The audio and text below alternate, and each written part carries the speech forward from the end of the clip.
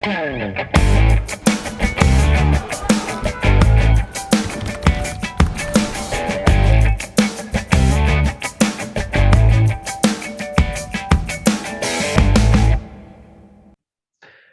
ar, o nosso programa Espaço Cidadão, chegando em todo lugar onde tiver internet, pelo nosso canal do YouTube, Robson Carvalho. Pode localizar também pelo Robson Cidadão e faz a sua inscrição. E ainda chegando a maioria dos estados do Nordeste através da Band e também a Grande São Paulo e vários outros estados através da TVT e suas retransmissoras.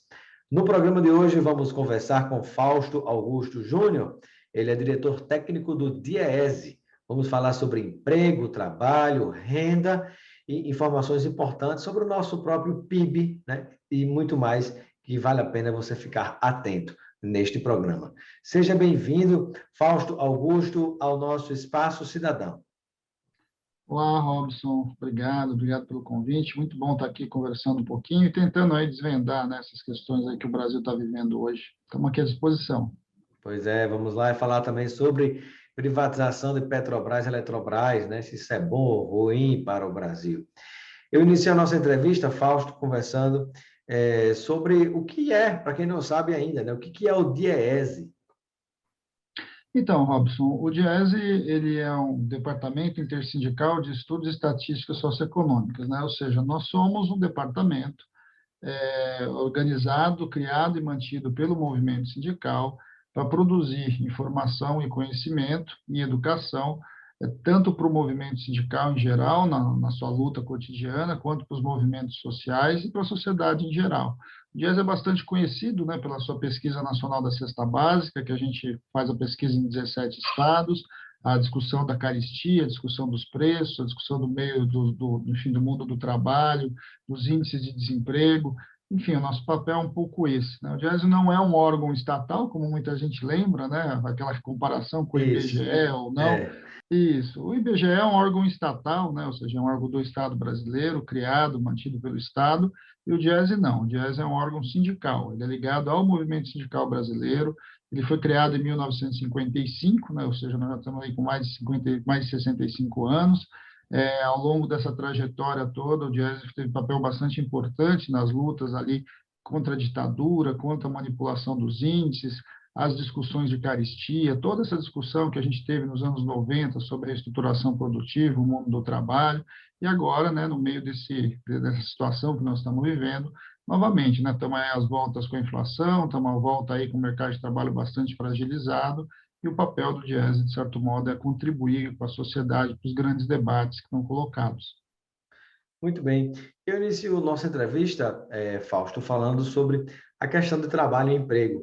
Eu me recordo, são dois livros, né, pelo menos até agora, do Klaus Schwab, que é fruto do Fórum Econômico Mundial, onde já há bastante tempo se faz alguns alertas a respeito do desaparecimento, né, de mais de 30% dos tipos de empregos que existem atualmente, fruto do desenvolvimento muito veloz das tecnologias e do próprio digital, né, somado a essas tecnologias. Fala-se, inclusive, na Revolução 4.0 ou na quarta Revolução Industrial, que isso já está gerando uma grande massa de desempregados no mundo inteiro, o Brasil não é diferente, e que há uma defesa, inclusive, do próprio Fórum Econômico Mundial, né? Que muitos até contrapõem ao Fórum Econômico Social, mas no próprio Fórum Econômico Mundial há uma defesa, inclusive, até de uma renda básica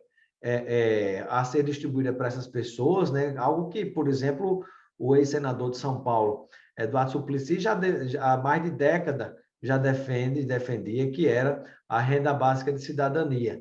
Então, no próprio Fórum Econômico Mundial já havia essa defesa.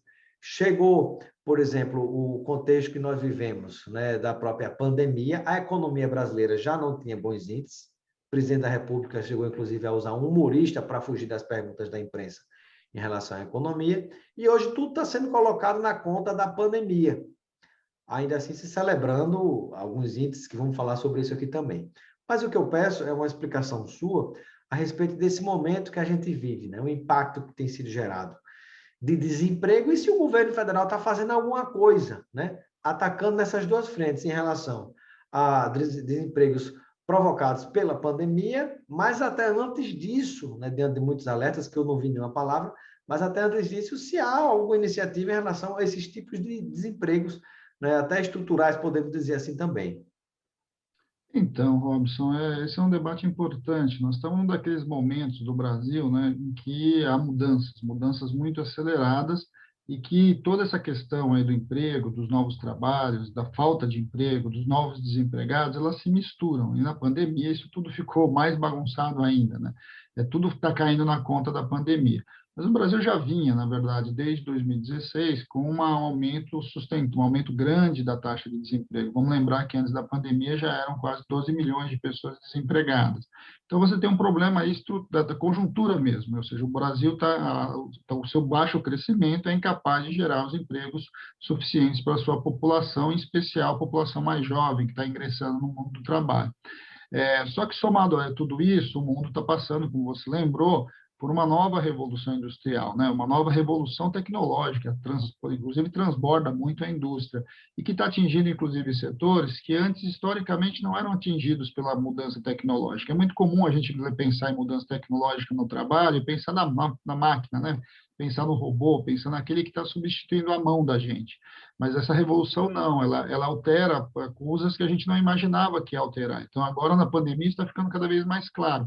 Vou dar um exemplo para você: se a utilização da telemedicina era algo bastante improvável antes. Hoje ela já virou uma realidade. Isso altera um conjunto bastante grande de trabalhadores vinculados à saúde. O autoatendimento, né, as compras online, tudo isso altera o setor de comércio. Então, nós estamos e sem falar da inteligência artificial, que está mexendo, por exemplo, em setores como advocacia, como contabilidade, como setor bancário de maneira bastante acentuada, O próprio bastante rápida. marketing e publicidade também. O próprio jornalismo, né? A gente tem máquina hoje já escrevendo artigos. Muitos artigos que a gente lê, internacionais, que faz as compilações da notícia internacional, por exemplo, já são compilados por inteligência artificial. Então, tem uma mudança tecnológica muito forte e tudo isso está no meio. Aí chega a pandemia. Bem, a pandemia faz o quê? A pandemia, de um lado, ela mostrou para nós toda a nossa desigualdade e precariedade, e aí um exemplo disso é o dilema dos trabalhadores informais no Brasil, né? Pela primeira vez, a gente viu e virou problema de discussão nacional a questão dos informais, né, relevante. Acho que o debate do auxílio emergencial mostrou muito o que significava. Nós estamos falando aí sobre o auxílio emergencial e chegamos a 64 milhões de pessoas recebendo auxílio emergencial no ano passado, a partir do debate do Congresso Nacional puxado pelo movimento sindical. Então, de alguma forma, a gente vai vendo que tem esse dado. O Brasil é um país bastante heterogêneo, e, de outro lado, a pandemia também acelerou, né, muito, muito, a entrada de tecnologias já maduras, que estavam em processo de entrada, mas que com a pandemia elas rapidamente ocuparam espaço. Esse debate que nós estamos fazendo aqui, por exemplo, é um exemplo disso, né? Antes da pandemia, muito provavelmente, se você fosse me entrevistar, você iria pessoalmente, normalmente iria um câmera, às vezes um cabo-man, ou seja, você teria uma equipe ali de 3 pessoas para fazer uma entrevista.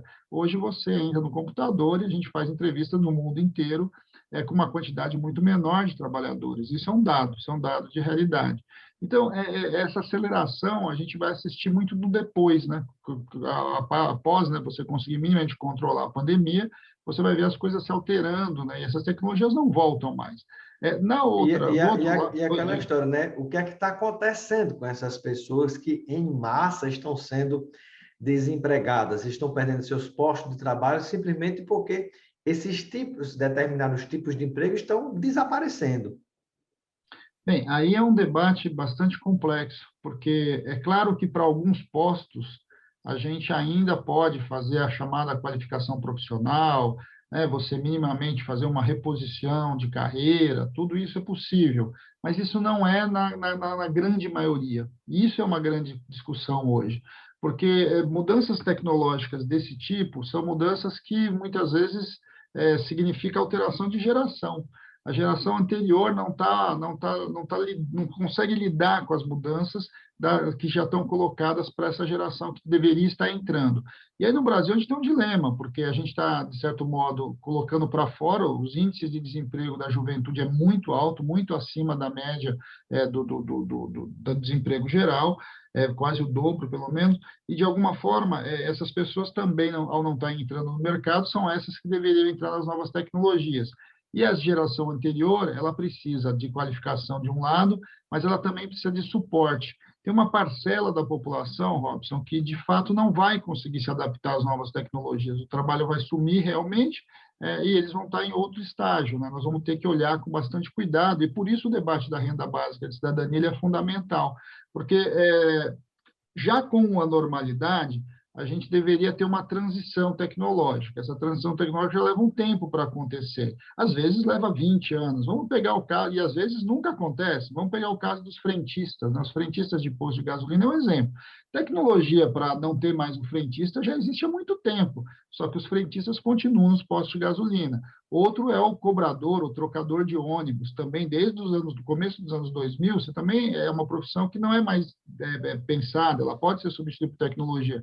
O próprio desmonte da Petrobras, a privatização da Petrobras, a gente estava caminhando para a autossuficiência no refino, inclusive de petróleo, né? Depois do golpe parlamentar, em relação ao ex-presidente Dilma, houve a mudança na política de preço da Petrobras, já com Michel Temer, e o Bolsonaro está mantendo isso.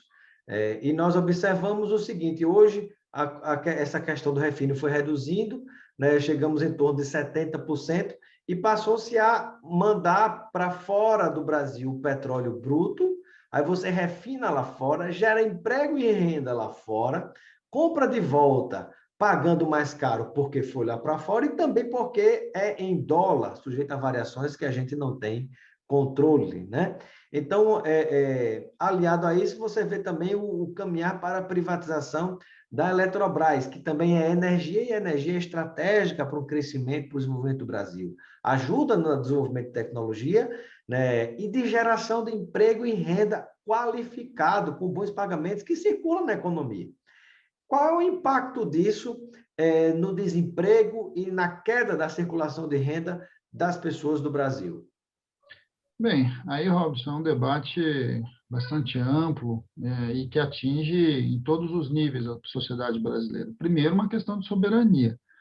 O Brasil, tanto na questão, nós estamos falando aí do setor energético como um todo, o setor de energia é um setor estratégico em qualquer lugar do mundo, tanto é que uma boa parte dele no mundo, inclusive, é estatal mesmo, e que, de alguma forma, a gente está vendo dois movimentos. Um movimento de entrega, normalmente para o capital internacional, o que é bastante preocupante, e não é um capital internacional, muitas pessoas falam, você está vendendo para a China, está vendendo para os Estados Unidos. Não, é um pouco pior, Robson. A gente está vendendo para um mercadão aí do internacional.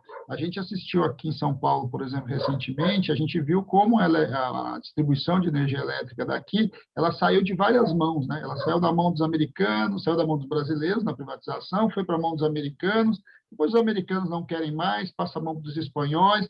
Quer dizer, você vai passando a mão a depender do grupo que naquele momento interessa, porque vai para o mundo da bolsa de valores, a compra de ações, etc. Você vai perdendo. E o capital financeiro especulativo, ele não tem pátria, né? Hoje está dando lucro aqui, eu me dedico, amanhã não está dando lucro, pode...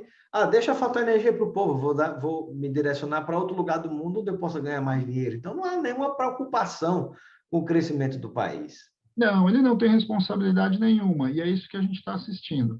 Então, no caso da Eletrobras, foi basicamente isso, né? O governo perde a capacidade do controle acionário de uma empresa extremamente importante, a empresa, lembrando, né, a empresa embaixo dela são 30 outras empresas, e dentre dessas 30 outras empresas, nós estamos falando de Furna, nós estamos falando da Chesf, por exemplo, na questão do Nordeste, aí, que são empresas que são estruturais, né, do ponto de vista da interligação do nosso sistema de transmissão, e são estruturais do ponto de vista de vários aspectos, por exemplo, na região Nordeste, né, não só de transmissão, geração, mas também cultura, também impacto na relação da costura da cultural do próprio Nordeste. Quer dizer, a Chesf tem um papel, inclusive, muito maior do que muitas vezes as pessoas imaginam. E tudo isso está dentro do complexo Eletrobras. Essa perda de controle do Estado brasileiro sobre uma empresa tão estratégica é algo bastante perigoso, porque, vamos lembrar, né, a gente está falando agora dos apagões e etc., mas o Brasil primeiro, o Brasil é um país continental, tem um sistema interligado elétrico bastante complexo, ou seja, você busca energia no Amazonas, do Amazonas a Foz do Iguaçu, e essa energia toda equilibrada num sistema que hoje é o controle da Eletrobras. Esse sistema passa para a mão de sabemos lá quem, e que, de certo modo, é a E de garantia vários de grupos crescimento diferentes, com formas de econômico. gestão diferentes, né? Que ninguém sabe se haverá conexão precisa entre eles, né? Não, e nós não sabemos qual vai ser a estratégia deles, a estratégia de investimento, a estratégia de manutenção, a estratégia de controle. Um grupo, de repente, passa a controlar o futuro do crescimento econômico do país e do bem-estar social. Quando falta energia em determinados lugares, a gente sabe o que significa. A gente viu recentemente no Amapá, né, em que, por uma falha no setor privado, inclusive depois do setor público, que teve lá a Eletrobras, que foi lá resolver o problema, a cidade ficou quase 15 dias sem luz. Na cidade, não, várias cidades ficaram quase E era 15 a dias empresa sem luz. privada, né? E, mais uma vez, Empresa quem privada. socorreu? A empresa pública, né?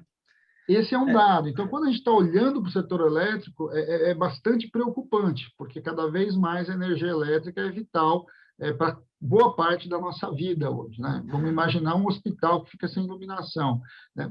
No caso da Petrobras, Robson, eu diria que é tão ou mais cruel do que isso, porque a Petrobras, por não passar a discussão de privatização dentro do Congresso Nacional, a Petrobras está sendo fatiada e vendida aos pedaços. É como você pegasse ali um carro de luxo, né? Em vez de vender o carro de luxo, você vende ele para o desmanche e vai vendendo as peças. É isso que está acontecendo com a Petrobras. Então, a Petrobras está deixando de ser uma empresa de energia, que ela vai desde da prospecção e desenvolvimento da prospecção do petróleo, do óleo, até o seu refino e a utilização dele em matérias muito mais complexas. É sempre bom lembrar, né? A Petrobras fornecia, né, lubrificantes e combustível para a Fórmula 1, que é o auge da tecnologia automotiva, por No exemplo. mundo, Então, quando a gente olha para esse desmonte que está acontecendo, o que eles estão fazendo? Eles estão, primeiro, picando a empresa, vendendo aos pedaços e mantendo aquilo que eles dizem que é mais lucrativo, que é a extração de óleo do pré-sal. A gente vai perder todo o desenvolvimento tecnológico que está por lá. A maior parte do desenvolvimento tecnológico empresarial no Brasil advém da Petrobras, e ele vai deixando de existir, porque essas conexões vão deixando de acontecer, e, além de tudo isso, você vai assistindo um programa muito grave, porque a Petrobras tinha um papel importante nos desenvolvimentos locais, em especial na região Nordeste. E uma das estratégias deles, inclusive, é sair do Nordeste e focar o negócio no Centro-Sul, principalmente Bacia de Santos e Bacia de Campos, Rio de Janeiro e São Paulo. E a gente está vendo as consequências disso já no Nordeste. O que significa, por exemplo, as vendas das refinarias, a alteração ali do investimento na região, e tudo isso vai empobrecer o Brasil em geral e vai continuar concentrando renda, né? E eu queria que você falasse um pouquinho também sobre essa história de dizer que, mas privatizando é bom, entrega para o setor privado e vai estimular a concorrência. Pior do que o monopólio público é o oligopólio privado, né? Isso não sou nem eu quem digo, né? Isso é uma discussão já bastante antiga na literatura econômica, tanto é que você tem que criar vários mecanismos para impedir esses oligopólios privados, né? E a gente já assistiu vários deles aqui no Brasil, em que você simplesmente não tem controle sobre nenhum tipo de preço. O caso da Petrobras, a gente tem assistido agora em relação ao preço da gasolina, do gás, do óleo diesel, é um exemplo disso. Você simplesmente se deixa a sabor do mercado, ele vai colocar o preço que lhe interessar, e como é um bem essencial, é um preço que você não tem jeito, né? As pessoas vão continuar pagando, não tem concorrência para esse tipo de mercado. Ou seja, o oligopólio privado, não existe competição, existem arranjos de preço, existem acordos de preço. E aí não tem jeito, né? Porque a gente sabe que empresas que estão em mercado, o que interessa para o financiador, para o investidor, é quanto que ela deu de lucro naquele período. Se ela não deu lucro, a gente eleva o preço, a gente vende um pedaço, a gente sai do negócio. Essa é a lógica que pretende se imprimir para o Brasil. É claro que isso faz sentido quando a gente está falando ali da feira livre. Na feira livre é isso mesmo, é concorrência acima de tudo. Agora, isso quando você vai para setores estratégicos não é fato, não é real. Como você lembrou, você não tem escolhas, né, de onde você compra de fato o petróleo, da gasolina, de onde você compra a energia elétrica. Ela está ali para você. Então, de fato, nesses setores estratégicos, essa concorrência não faz tanto sentido. E aí existe o argumento de que mas eles serão mais eficientes e vão resolver boa parte dos problemas da empresa, etc. Bem, também não é bem verdade, porque se fosse tão eficiente assim, não tinha ficado lá o Amapá um tempão lá sem luz, né, sem energia. Se fosse tão eficiente assim, a gente não teria visto o que a gente assistiu, por exemplo, agora em Brumadinho e Mariana. Vamos lembrar que a Vale do Rio Doce era uma empresa estatal que foi privatizada e que, pela escolha dos acionistas, cada vez está ficando mais claro isso, os investimentos necessários nas barragens não foram feitos. Ou seja, são setores que não podem ser simplesmente colocados ao sabor do mercado. Tanto é que uma parte bastante importante dos países não colocam o setor elétrico na mão do mercado, principalmente o setor de transmissão. E a mesma coisa acontece com parte importante aí do setor de petróleo e gás. Pois é. Estamos conversando com Fausto Augusto Júnior, que é diretor técnico do DIEESE. E eu falo agora sobre um tema com você, Fausto, muito importante também, que tem sido comemorado pelo governo federal, e eu peço uma explicação técnica sobre essa questão científica, né? Já que está, digamos assim, tão na moda um grupo de pessoas que desvaloriza a ciência e a técnica, né? Um negacionismo e um achismo violento.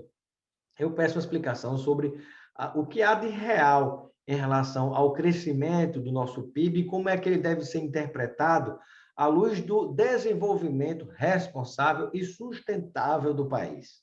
Mas o problema é que a gente vem de uma recessão, né? A gente vem de uma queda no PIB de mais de 4%. Ano passado caiu 4,4%. Só o efeito estatístico, para você ter uma ideia, né? Que é basicamente, se a economia não acontecesse nada, ela simplesmente continuasse rodando, o PIB brasileiro cresceria em torno de 3%. Basicamente, o que a gente chama de efeito estatístico. Por que é o efeito estatístico? Você compara com o ano anterior. O PIB é sempre uma comparação, né? A economia brasileira cresceu X% em relação ao ano anterior.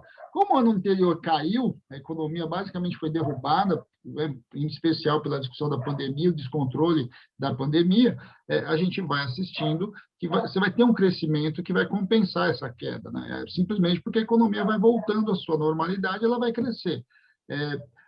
A outra coisa que a gente viu recentemente também é que, por exemplo, as empresas estão reposicionando seus estoques, né? Porque, como você teve uma queda muito forte no ano passado, o que você tem? Você teve baixa de consumo, você teve redução de consumo, os estoques também tipo, nós tivemos consumo reprimido, inclusive, né?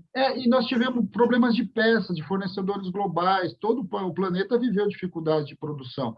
Agora, um número bastante importante desses dados do PIB foi que, apesar do PIB ter crescido lá, 1,2 lá, você teve uma queda no consumo das famílias. É o mesmo dado, né, que está lá no PIB. Ou seja, as famílias consumiram menos nesse trimestre do que no trimestre anterior.